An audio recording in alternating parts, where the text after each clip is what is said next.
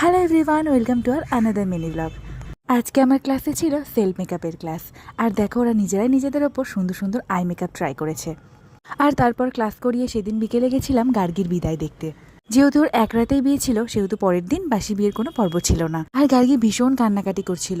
সত্যি মেয়েদের জীবনে এ এক ভীষণ কষ্টকর দিন। তারপর হলো এক মুঠো চালে কনকাঞ্জলি পর্ব। সত্যি কি মায়ের ঋণ কোনোদিনই এক মুঠো চালে শোধ করা যায় বলো?